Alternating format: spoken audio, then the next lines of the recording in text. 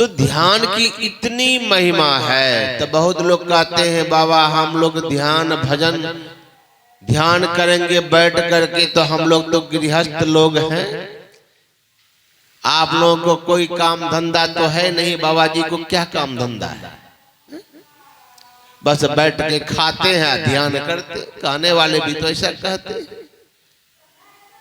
कि महात्मा सबको क्या काम है, कोई काम है? खाना पीना सोना, आज समय मिला तो ध्यान करना। कौन बड़ी काम, कौन बड़ा काम है? बहुत लोग तो ऐसा भी कहते हैं बाबा जी बनना कौन बड़ी बात है, साधु बनना कौन बड़ी बात है। तो ठीक है, साधु बनना कोई बड़ी बात नहीं है, लाल कपड़ा पहनना कौन बड़ी बात है, तो कोई भी पहन सकता है। तो भाई पहन सकता है तो गेरुआ कपड़ा कोई भी पहन सकता है। तो एक काम कीजिए ना, तो थोड़ा सा आप भी कुछ दिन पहन के दिखा दीजिए। पहन के दिखाते क्यों नहीं? अगर पहनने में क्या रखा हुआ है, लाल कपड़ा गेरुआ कपड़ा पहनने से क्या होता है, पहनना कौन बड़ी बात है, थोड़ा सा आप भी पहन के दिखा दीजिए। हिम्मत क्यों नहीं जुटा पाते?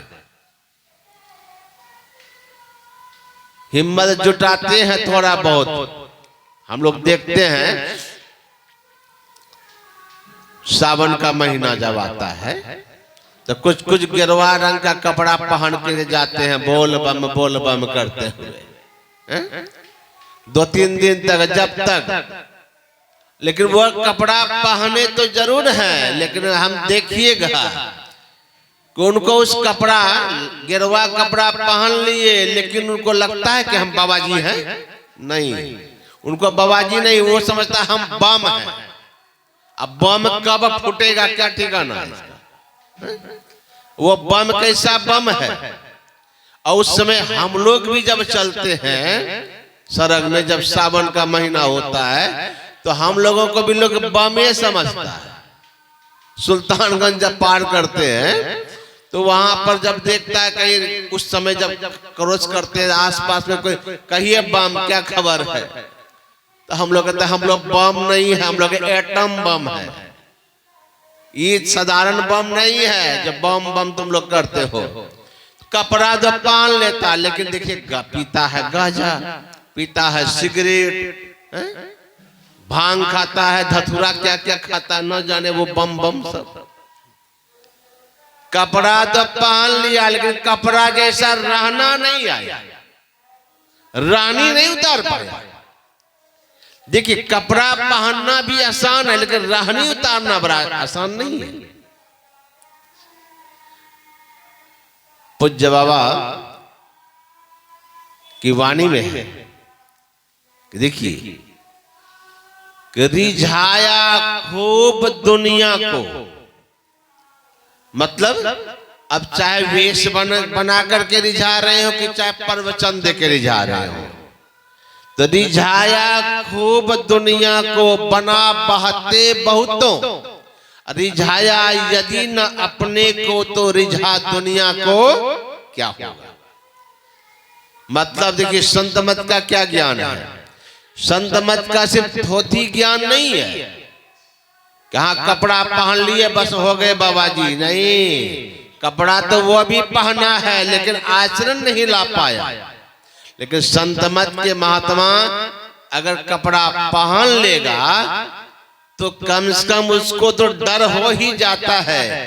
खुले अवाम तंबाकू क्या छिपा के भी खाने में उसको भय लगता है। हम लाल कपड़ा सन्यासी कपड़ा पहने, हम कैसे तंबाकू खाएं, कैसे सिगरेट पिए, कैसे शराब पिए। तो संत मत में जो है सिर्फ कहना नहीं, कथनी भी है। सिर्फ करनी, कथनी हुआ करनी नहीं, तो कथनी करनी एक नहीं, तो संत मत में उसका सम्मान नहीं। कथनी भी हो और करनी भी हो। यदि कथनी है करनी नहीं, तो कबीर साहब ने सर्टिफिकेट दिया है, जो सिर्फ कथनी करता है, कहता करता ही नहीं है, तो उसकी क्या दुर्दशा होती है। कहता पे करता नहीं, मुक्का बड़ा लवार, अब वह धक्का खाएगा कहां? साहब के दरबार। अब हम लोग खूब कहें कि भक्ति करना चाहिए, भजन करना चाहिए, ध्यान करना चाहिए, खूब झाड़ रहे हैं और लोगों को ज्ञान दे रहे हैं और अपना कभी ध्यान करते ही नहीं, अपना कभी स्तुति करते ही नहीं।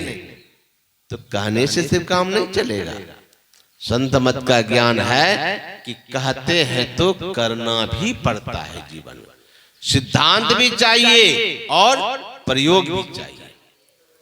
तो बहुत लोग कहते हैं बाबा कपड़ा पहन लिए साधु बन गए, कौन बड़ी बात है? बड़ी बात नहीं है। गुरु महाराज ने क्या कहा है सुन लीजिए। ध्यान भजन करना भी साधारण बात नहीं है। गुरु महाराज ने कहा कि ध्यान, देखिए ध्यान करना कैसे, कितना देर कैसे ध्यान करना चाहिए। आज तो बहुत लोग आते हैं बाबा दीक्षा तो ले लिए हैं लेकिन ध्यान में मन ही नहीं लगता है, ध्यान में मन ही नहीं लगता है। तभी सुन रहे थे तो ध्यान में मन लगेगा कैसे? बैठते कितना देर है? आजकल तो ध्यान कितना देर होता है?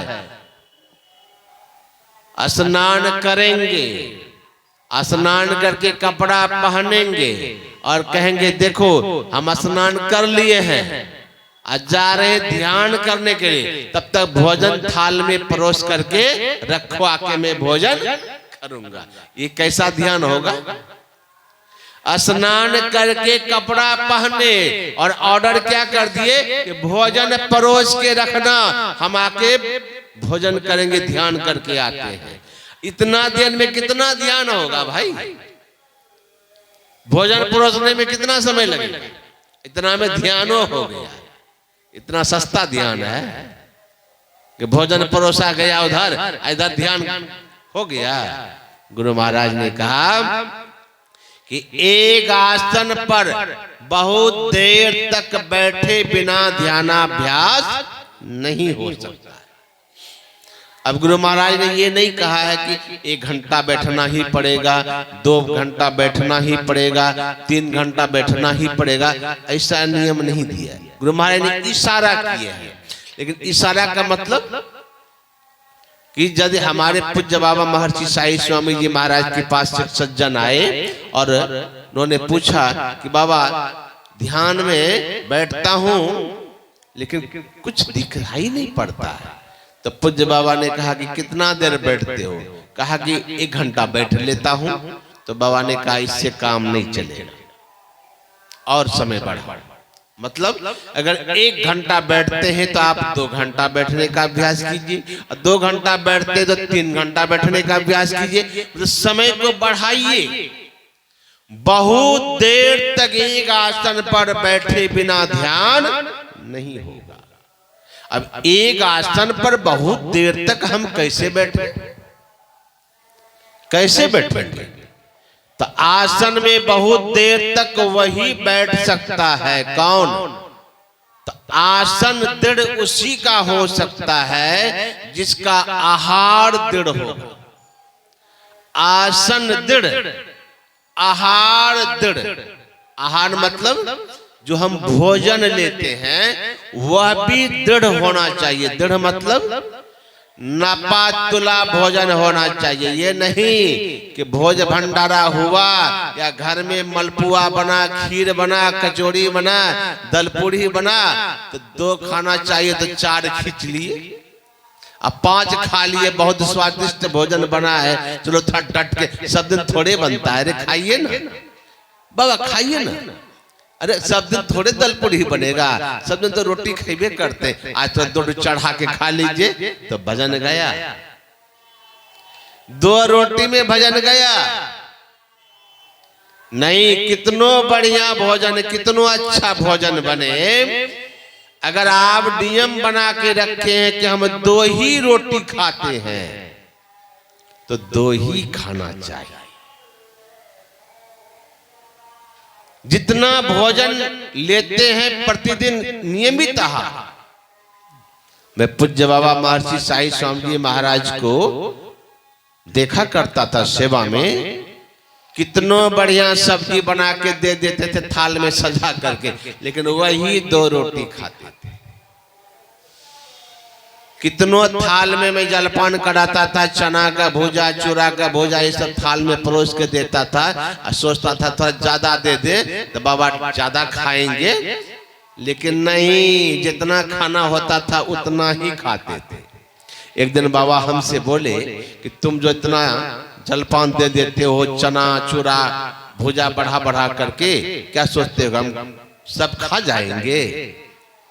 तो मैंने सोचा कि थोड़ा थोड़ा खाते हैं तो कमजोर हो जाते, थोड़ा ज्यादा खाइएगा तो ताकत होगा।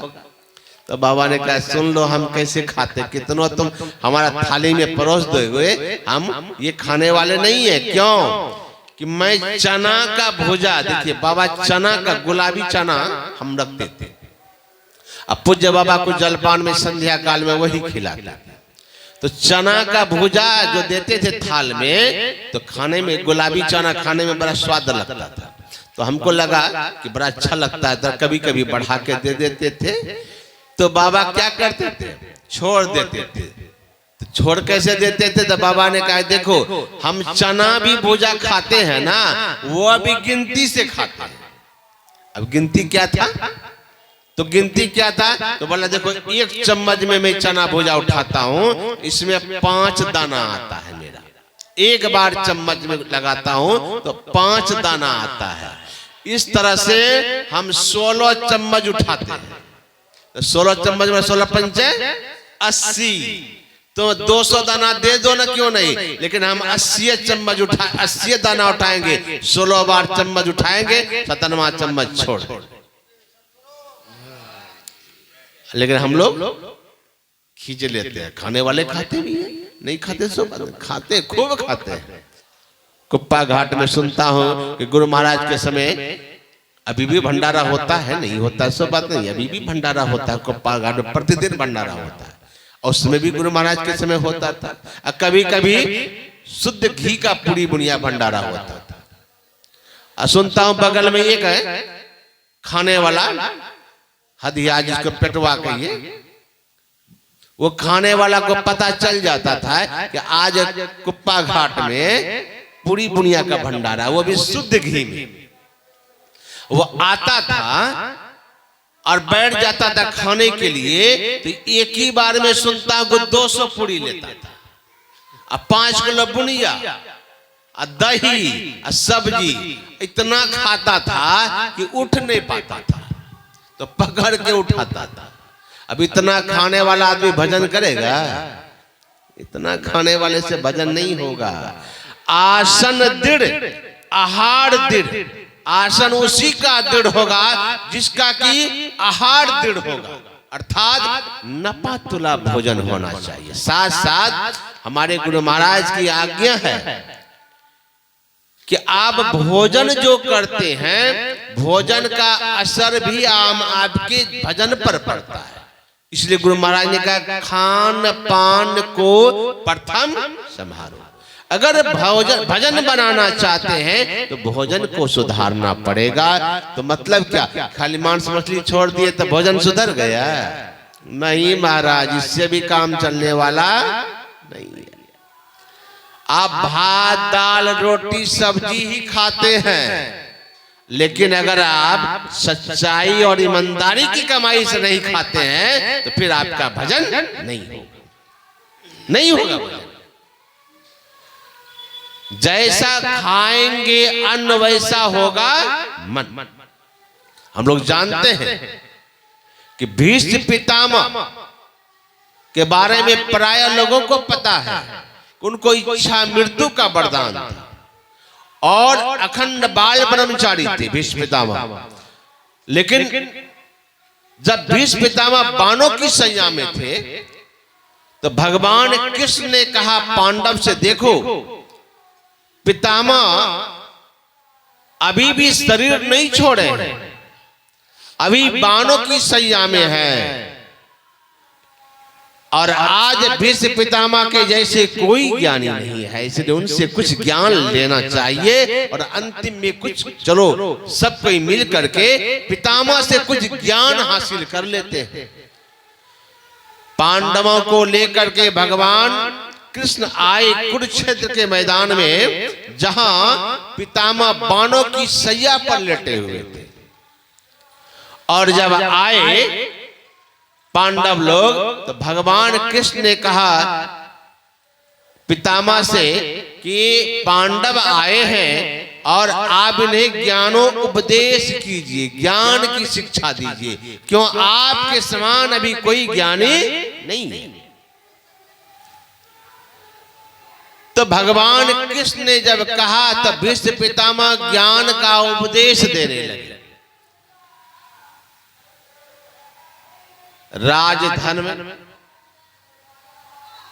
की बात जब करने लगे ज्ञान के समय में, तो राजधर्म का जब उपदेश देने, दान धर्म ज्ञान धर्म का उपदेश करते करते जब राजधर्म का उपदेश करने लगे कि एक राजा का क्या धर्म होता है। अब देखिए, यहीं पर पितामह ने जब उपदेश करने लगे कि राज धर्म कैसा होता है, राजा का धर्म क्या होता है, राजा को कैसा धर्म का आचरण करना चाहिए, जब यह उपदेश करने लगे कि एक कोई भी राजा, युधिष्ठिर महाराज से कहा कि तुम राजा बनने वाले हो और तुम राज गद्दी पर बैठोगे, तो सुनो एक राजा का क्या धर्म होता है। यही राज धर्म का उपदेश पितामह ने जब किया है युधिष्ठिर महाराज को, तो क्या कहा कि एक राजा को अपने सामने अत्याचार होते हुए नहीं देखना चाहिए, यह राजधर्म कहता है। और इस धर्म का पालन अगर राजा करता है, तब तो सचमुच में राज धर्म का पालन करता है। यही उपदेश दे रहे थे। तब इसी बीच में द्रौपदी महारानी जोर से हंसने लगी। तब भीष्म पितामह ने कहा कि बेटी, तुम अचानक बीच में क्यों हंस रही हो, कारण क्या है। तो द्रौपदी कहती है कि पितामह ऐसे हंसी आ गई, आप उपदेश कीजिए। कहा नहीं बेटी, तुम अचानक हंसी हो, कुछ न कुछ तो कारण होगा, बताओ क्या कारण है कि तुम अचानक बीच में हंस पड़ी। तब द्रौपदी महारानी ने कहा पितामह, आप राजधर्म का उपदेश कर रहे थे, राजा का क्या धर्म है यह बता रहे थे कि एक राजा को अपने सामने अत्याचार होते हुए नहीं देखना चाहिए।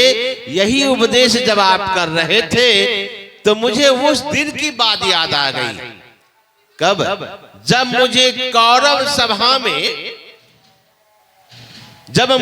कौरव सभा में खींच करके लाया गया था दुशासन के द्वारा, और दुर्योधन ने दुशासन को आदेश दिया था कि इनका वस्त्रहीन कर दो, इन्हें निवस्त्र कर दो।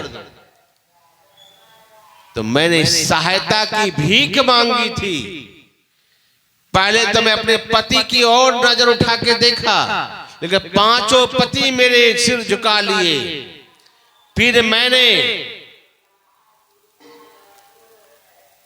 आपकी ओर भी निहारा था कि पितामह के रहते मेरा वस्त्र का हरण हो, यह तो संभव नहीं है, क्योंकि हमारे पितामह बहुत बड़े ज्ञानी हैं। पितामह के सामने मेरा वस्त्र हरण होना संभव नहीं।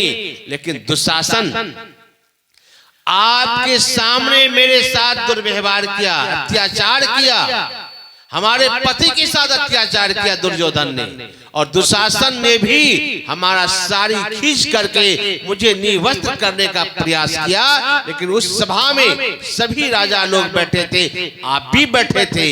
आपको यह पता था कि अत्याचार होते हुए नहीं देखना चाहिए, तो आपको उस समय यह ज्ञान नहीं मालूम था क्या उस समय आप इस ज्ञान की बातें को नहीं जानते थे? हमको लगता है आपको अगर यह ज्ञान उस समय होता तो जरूर मेरी रक्षा होती। अब लगता है कि आप मेरी सहायता क्यों नहीं की। आपके गांडीव पे कौन कहे पितामह, आप अगर एक बार तिरछी नजर से भी अगर दुशासन और दुर्योधन को देख लेते, उसकी हिम्मत नहीं थी उनका हाथ मेरे वस्त्र तक पहुंच जाए। लेकिन मेरे साथ अत्याचार होता रहा, मेरे पति के साथ अत्याचार होता रहा, और आप देखते रहे। आज इतना ज्ञान की बात करते हैं। सुन के लगा कि पितामह को यह ज्ञान उस समय होता, मेरी जरूर रक्षा होती, इसलिए मुझे हंसी आ गई। तो पितामह ने कहा, नहीं बेटी, ऐसी बात नहीं है। जो ज्ञान की चर्चा तुम अभी सुन रहे हो, यह ज्ञान मुझे उस समय भी था। क्या आपको उस समय ज्ञान था? कहाँ, बिल्कुल था बेटी। तो फिर आप हमारी सहायता क्यों नहीं किए, रक्षा क्यों नहीं किए? कहा, ज्ञान तो था, लेकिन एक गलती हो गई थी हमसे उस समय। क्या? जिस समय में तुम्हारे साथ अत्याचार हो रहा था, तो मेरे ज्ञान के ऊपर में अज्ञान का पर्दा पड़ गया था। क्यों? कि मैं उसमें पापी दुर्योधन का अन्न खा रहा था, और पापी दुर्योधन के अन्न खाने के कारण मेरी बुद्धि दूषित हो गई थी। मेरे ज्ञान के ऊपर में अज्ञान का पर्दा पड़ गया था, इसलिए मैंने तुम्हारी सहायता नहीं की थी बेटी। लेकिन अर्जुन ने इतना बाण मारा है मेरे शरीर पर, देख रहे हो ना? अर्जुन के बाण के लगने से मेरे शरीर के जो रक्त था वह बह गया। कौन सा रक्त? जो रक्त दुर्योधन के दूषित अन्न से बना था, वह रक्त बह गया है। इसीलिए मेरी बुद्धि आज निर्मल हो गई है। मैं इस तरह की ज्ञान की बातें तुमको सामने कर। बोलिए श्री सद्गुरु महाराज की। ज्ञान तो था, लेकिन अन्न का प्रभाव क्या हुआ कि दूषित अन्न खाया तो ज्ञान पर पर्दा पड़ गया। उसी तरह गुरु महाराज कहते हैं, यदि आप सच्चाई और ईमानदारी की कमाई नहीं खाएंगे, बेईमानी शतैनी करके अगर भोजन करेंगे, अब चले बैठ गए ध्यान भजन करने के लिए, तो ध्यान में मन नहीं लगेगा, नहीं लगेगा। इसलिए गुरु महाराज के बारे में हम लोग सुना करते थे कि प्रायः पहले आप गुरु महाराज के बारे में सुने होंगे कि अररिया जिला में एक सैदाबाद जगह अभी भी आश्रम, बहुत पुराना आश्रम है। वहां गुरु महाराज का बहुत जमीन है, और वहां हमारे गुरु महाराज के परम शिष्य पूज्य लक्षण बाबा रहा करते थे। और सैदाबाद में वहां अपने से फसल उपजाते थे, और सैदाबाद से चावल आता था कुप्पा घाट। गुरु महाराज बैठे बैठे उस चावल को का भोजन करते थे। वह अपनी जमीन की कमाई थी गुरु महाराज की, और पसीने की उनका। और इसीलिए गुरु महाराज पूज्य लक्षण बाबा को कहते थे, सुन लीजिए, शायद आप लोग नहीं जानते हैं, सुन लीजिए, पूज्य संसेवी बाबा को मस्तिष्क कहा किया, यह बात तो सब जानते हैं। पूज्य साई स्वामी जी महाराज को हृदय कहा, यह बात सब जानते हैं। लेकिन मेरा जन्मभूमि वही अररिया जिला में है, और वही सैदाबाद कुटी के कुछ दूर में है, 8-10 किलोमीटर दूर में हमारा घर पड़ता है, जन्मभूमि।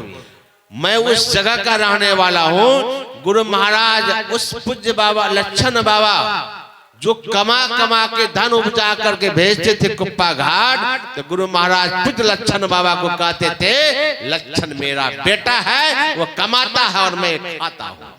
बोले श्री सद्गुरु महाराज। पूज्य लक्षण बाबा को बेटा कहते थे। तो मेरे कहने का मतलब कि ध्यान करने के लिए, भजन करने के लिए भोजन का भी ध्यान रखना पड़ेगा। जैसे तैसे, जैसे अगर हम सत्संग में गए, कहीं किसी के घर गए, गुरु महाराज का आदेश है कि अगर हम कहीं जाते हैं, ऐसा गुरु महाराज कहा करते थे, कभी कभी सुनता हूं कि यदि तुम कहीं जाते हो, किसी के घर जाते, साधुओं को हिदायत देते थे, खास करके प्रचारकों को हिदायत देते थे, साधु महात्मा को, अगर तुम लोग किसी सत्संगी के घर जाते हो और यदि कुछ खाते हो, तो कम से कम मन ही मन वहां बैठ के थोड़ा भजन कर लो, ध्यान कर दो, समय मिले तो स्तुति विनती भी कर दो, ताकि तुम उनका जो भोजन करोगे उसका दूषित प्रभाव तुम्हारे मन पर नहीं पड़ेगा। यह है गुरु महाराज का हिदायत। फ्री में भोजन नहीं करना चाहिए किसी का। अगर किसी का भोजन करते हैं साधु महात्मा, थोड़ा भजन नहीं कर लिए बैठ के, नहीं तो आंख बंद करके या मन ही मन बैठ के मंत्र जाप भी कर लीजिए, तभी भोजन वह हो। क्या पता वो भोजन कैसा है, वो अन्न कैसा है, आप पर दूषित प्रभाव डालेगा। भजन करने बैठेंगे तो भजन नहीं बनेगा। एक महात्मा जी का शिष्य था राजा, और वह राजा के पास बराबर मिलने के लिए जाया करता था। शिष्य था तो दिक्कत क्या थी, बराबर चले जाता था। लेकिन जब वो महात्मा जी जाता था तो राजा महात्मा जी को अपने महल में अपने ही कमरे में निवास करवाता था। क्यों? ताकि बाबा हमारे कमरे में रहेंगे, ध्यान भजन करेंगे तो हमारा घर भी पवित्र होगा। तो महात्मा जी को ठहराए अपने गुरु जी को अपने ही कक्ष में। अब राजा का कक्ष था, उसमें रानी का अपने गले से एक 9 लखा हार खोल करके वहीं पर कमरे में रख दिया था। और महात्मा जी रात को भोजन किए, और भोजन करने के बाद जब सुबह जाने का समय हुआ तो महात्मा के मन में वो 9 लखा हार देख करके लोभ आ गया, चोरी करने का विचार हो गया कि 9 लखा हार है, इतना कीमती हार है, ये रानी का है, इसको हम झोला में रख लेते हैं, अब बेच लेंगे तो बहुत पैसा हो जाएगा। वह 9 लखा हार वह महात्मा जी अपने झोले में डाल दिया चोरी करके, और फिर राजा से मिल करके चला आया। अब महात्मा जी जब चले आए तो जब राजा रानी जब अपने कक्ष में गए तो देखते हैं कि कमरे में वो रानी जब गई तो देखते हैं 9 लखा हार गए। अब महात्मा जी तो उनके गुरु जी थे, अब गुरु जी पर जो है अविश्वास करने का कोई सवाल ही नहीं उठता था कि हमारे गुरु जी भी कहीं चोर होंगे। ये भाव तो आ ही नहीं सकता था कि गुरु जी हमारे हार चुरा के ले जाए। अब रानी चिंतित रहने लगी कि मेरा 9 लखा हार चोरी हो गया। तो राजा ने कहा कोई बात नहीं, ढिंढोरा पिटवा देता। पूरे नगर में ढिंढोरा पिटवा दिया, और ढिंढोरा पिटवा देने के बाद यह कहा कि जो कोई वो 9 लखा हार अगर किसी को मिला है, कोई चोरी करके अगर किसी के पास अगर बेचा भी है, वह 9 लखा हार अगर मुझे पहुंचा देगा तो हम उसको मुंह मांगा इनाम देंगे। अब यह ढिंढोरा पीटते पीटते चला गया, महात्मा जी की कुटिया की ओर गुजर रहा था। कहा गिरी ये तो वही 9 लखा हार का ढिंढोरा है जो हम चुरा के लाए हैं। अच्छा, उसी का ढिंढोरा दे रहा। फिर अब वो महात्मा जी सोचने लगा कि ये हार हम चुरा के लाए तो लाए क्यों, हमको तो हार चुरा के नहीं लाना चाहिए। हमको समझ में नहीं आता, हमें राजा के यहाँ इतना बार गया, कभी कुछ चोरी नहीं किया, आज मैं गया तो मेरे मन में यह बात आई कैसे कि यह 9 लखा हार चुरा के लेके चला जाऊं। तो महात्मा जी उस हार को लेकर के पहुंच गए राज दरबार में, और राजा से जाके कहते हैं राजा साहब यह हार मैंने ही चुराया था। गुरुजी ने कहा यह हार मैंने ही चुराया था। राजा हाथ जोड़ के कहे गुरु महाराज काहे को दूसरे का कलंक अपने माथे पे ले रहे, आप हमारे गुरु हैं, संत हैं, आप हार चोरी तो कर नहीं सकते हैं। हार कोई जरूर दूसरा चुराया होगा और वह मृत्यु के दंड से आपको दे दिया, ताकि आप अगर कहेंगे तो आपको तो आप उनके गुरु हैं, आपको तो कोई दंड देगा नहीं। आप दूसरे को बचाने के लिए आप अपने पर यह दोष ले रहे हैं। गुरुदेव ऐसा क्यों बोलते हैं? चलिए कोई बात नहीं, लेकिन हार आप चुरा नहीं सकते हैं। आप ये मत बोलिए कि हार मैंने चोरी की। तो गुरुजी कहते नहीं राजा, हार तो मैंने ही चुराया है। तो मानो मेरी बात को, लेकिन मैं एक बात जानना चाहता हूं कि तुम्हारे जो भोजन बनाने वाले उनको बुलाओ। रात में मुझे भोजन किसने बनाया था? मुझे जो भोजन कराया गया वो भोजन किसने बनाया था? कहा कि रात में तो भोजन में आपको बाबा खीर खिलाए थे। तो पता लगाया गया कि रात में बाबा को जो खीर खिलाया गया, तो खीर बनाने वाले रसोइया कौन है उसको बुलाओ। तो रसोइयों को बुलाया गया। तो रसोइये से राजा ने पूछा कि रात में खीर तुमने ही बनाया था? कहा हमने ही बनाया था। कहा गुरुजी यही खीर बनाया था, कहिए क्या पूछना है। तो कहा तुमने ही खीर बनाया था? कहा खीर तो हमने ही बनाया था। कहा वो चावल कैसा था जिस चावल का तुम खीर बनाए थे? राजा से कहा कि अपने रसोइये से तरफ पूछिए वो चावल कैसा था। तो राजा ने पूछा जी कौन चावल का तुमने खीर बनाया था? कहा राजा साहब आज अपना जो चावल था वो समाप्त हो गया था, खजाने में चोरी से पकड़ा हुआ कुछ चावल रखा हुआ था और यहाँ से आदेश हो गया राजमहल से आज गुरुजी को खीर ही चाहिए, खीर का भोजन कराना है। तो मैंने सोचा इतनी रात को अब चावल आएगा कहां से? वही चोरी वाला माल जो पकड़ा गया था वही चावल में से हम निकाल करके सोचे कि थोड़ा खीर बना देते हैं, महात्मा जी का भोजन हो जाएगा। तब महात्मा जी ने कहा राजा साहब अब समझा, उस चोरी से पकड़ा गया जो चावल था उसका जो खीर बनाया वही खीर खाने के बाद अब मुझे पता चला कि वही भोजन का प्रभाव था जो मेरे मन में यह भाव आया कि तुम्हारा 9 लाख का हार चोरी करके मैंने लेके चला गया। अब मेरी बुद्धि निर्मल हो गई, वो चावल का जो असर था समाप्त हो गया, इसीलिए मैं यह हार तुमको लौटाने आया हूं। देखिए थोड़ा सा खीर खाए थे बाबा जी, मन चोरी का हो गया। हम लोग जो जैसे तैसे तब खींच लेते हैं थाली का थाली, न ध्यान न भजन। क्या सुरेश बाबू खूब कमा कमा कर रखते बाबा जी सब पहुंचे खाए खूब, लेकिन यदि थोड़ा भी भजन नहीं करेंगे तो उस चावल को पचा नहीं पाएंगे। गुरु महाराज कहते थे कि भजन करके अगर आप किसी का अन्न खाते हैं तो भोजन का दुष्प्रभाव जल्दी नहीं पड़ेगा, फिर आपको भजन के में मन लगेगा। तो मेरे कहने का मतलब है कि भोजन का प्रभाव पड़ता है। आसन दृढ़ तब होगा जब हम आपका आहार दृढ़ होगा, तब भजन नेम दृढ़ हो। ऐसा नहीं कि कभी भजन किए कभी नहीं किए। गुरु महाराज ने कहा कि सत्संग और ध्यान नित्य नियमित करना चाहिए, नियमित रूप से। कब कब? तो गुरु महाराज का आदेश है कि ब्रह्म मुहूर्त में उठ करके भजन करना चाहिए, दिन में स्नान के बाद भजन करना चाहिए और शाम में भी ध्यान करना चाहिए, तीनों समय। लेकिन ब्रह्म मुहूर्त को कौन कहे? हम लोग तो 7 बजे दिन तक, बहुत शहर में तो और लोग 7 बजे दिन तक सोए रहते हैं। तो गुरु महाराज सत्संग योग में लिखते हैं कि दिन को हरि सुमिरन करे, रैन जाग कर ध्यान। देखिए दिन में सुमिरन करना चाहिए, रात में जग करके ध्यान करना चाहिए।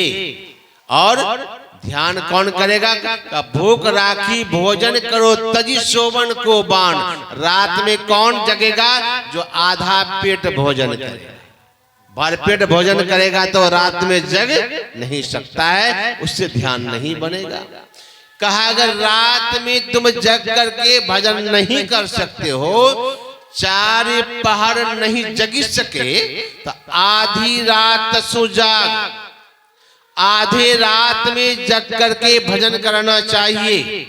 अगर आधे रात में भी अगर हम भजन नहीं कर सकते हैं, जो नहीं श्रद्धा 2 पहर तो पिछले पहरे 6। तो गुरु महाराज ने लिखा है सत्संग योग में, उनको पिछले पहर यानी ब्रह्म मुहूर्त में उठ करके ध्यान करना चाहिए।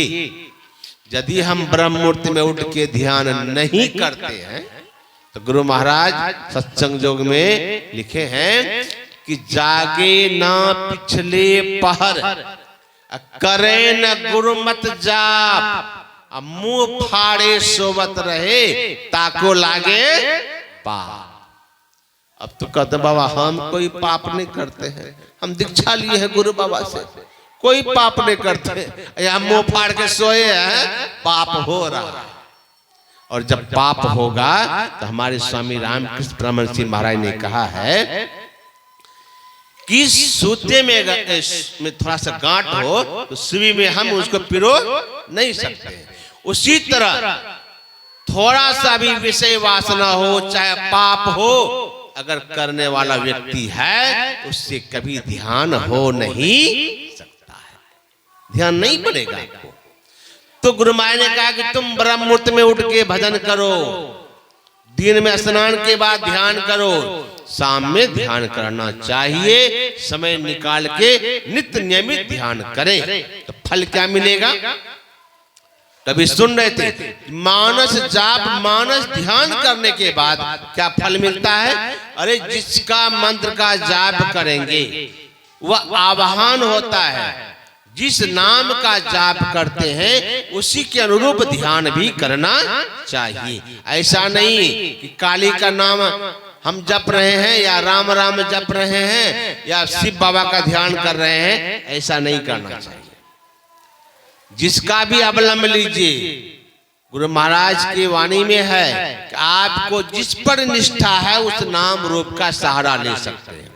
अब राम राम भी जप सकते हैं, राम का भी रूप का ध्यान कर सकते हैं, कृष्ण कृष्ण भी जप सकते हैं, कृष्ण भगवान का भी रूप का सहारा ले सकते हैं। लेकिन गुरु महाराज ने कहा कि मैं तो गुरु रूप को ही आधार माना है। क्यों?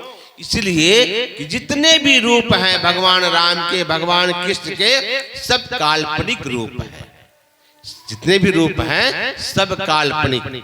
अभी देखिए हम लोग के घर घर में प्राय में जाता हूँ, देखता हूँ कि लोग घर में भगवान राम का फोटो लगा के रखे हैं, भगवान कृष्ण का फोटो लगा के रखे। मैं भी एक फोटो भगवान कृष्ण का ला के रखा हूँ, क्योंकि हमको भी बहुत अच्छा लगता है। तो मैं भगवान कृष्ण का फोटो वृंदावन गया था पूज्य बाबा के समय, उसी समय की घर मनियारपुर से ही है, इतना लंबा सा भगवान कृष्ण का फोटो लाया खरीद करके, तो मैं लटका के रखा हूँ, अभी भी मेरे पास है। लेकिन देखता हूं तो मन में भाव आता है ये तो भगवान है नहीं, ये कोई लड़का है जो भगवान का पाठ किया।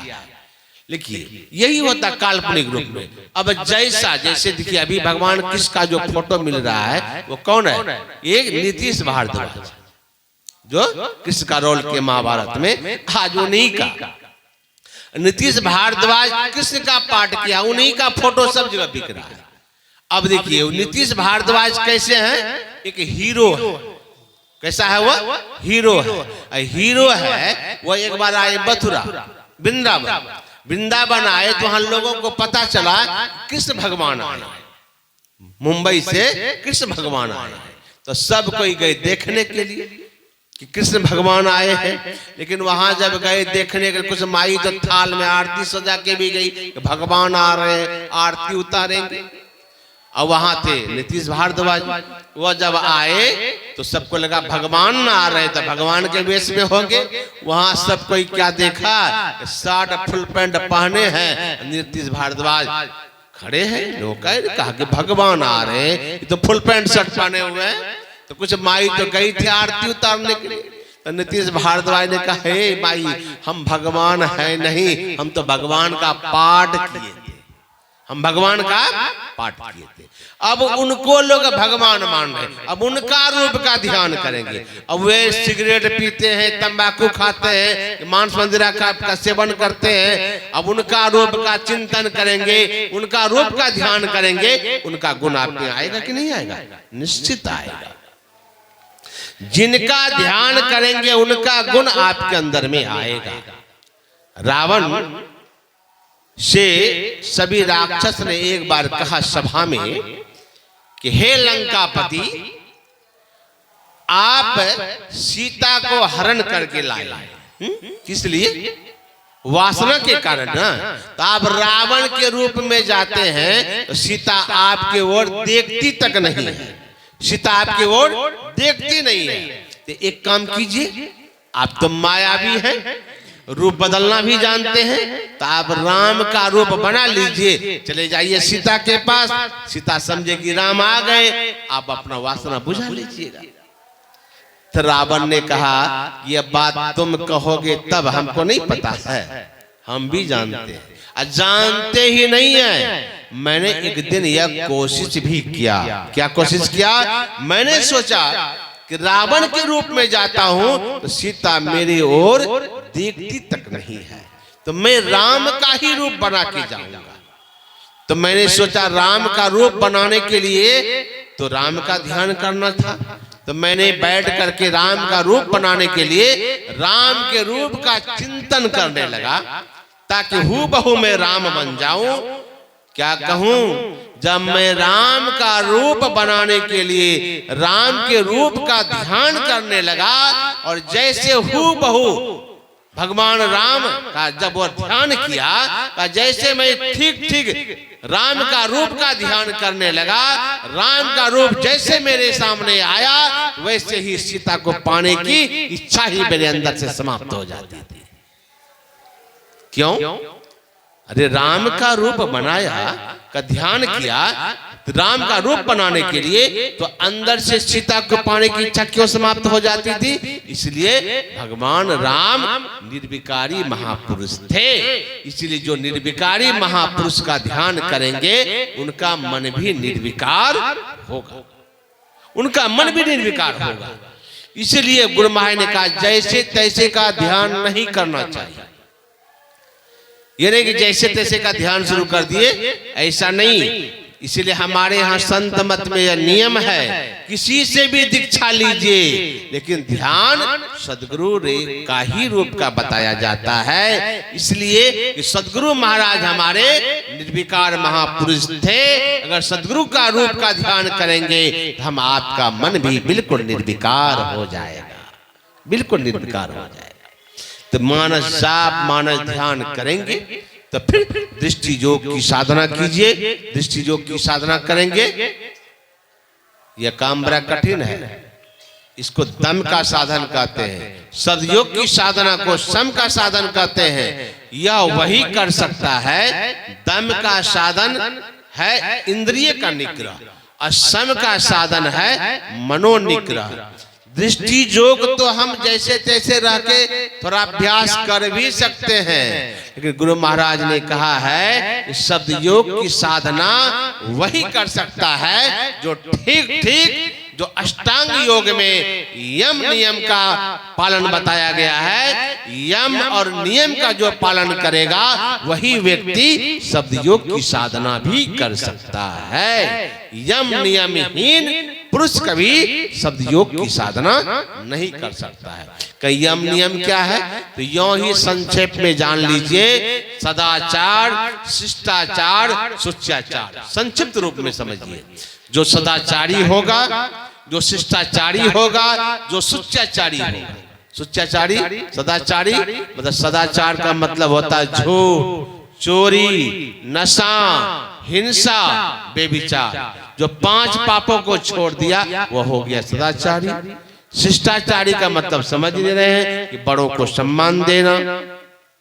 सुचाचार, अरे सुचाचार कहते हैं सफाई को। सफाई मतलब क्या? खाली कपड़ा चकाचक पहन लिए हो गया? चकाचक साफ कपड़ा पहनने से सुचाचार का पालन नहीं हुआ। सुचाचार का पालन किसको कहते हैं महाराज? अब देखिए हम लोग जाते हैं लैट्रिन रूम, अब वहां गए, और जब वहां से निकलते हैं बायां हाथ साफ किए नहीं, उसी हाथ से स्वेटर पकड़ लिए, फुल पैंट पकड़ लिए, चादर पकड़ लिए, और तब गए नलो बाएं हाथ से खोल लिए, और तब साबुन बुन लगाए। तो क्या हुआ? आपका कपड़ा अपवित्र, नल भी अपवित्र, सब कुछ अपवित्र है, शरीर अपवित्र रहा। कितनों हाथ साबुन लगा लिए, सब कुछ तो छूछा लिए, तो शरीर हो गया अपवित्र।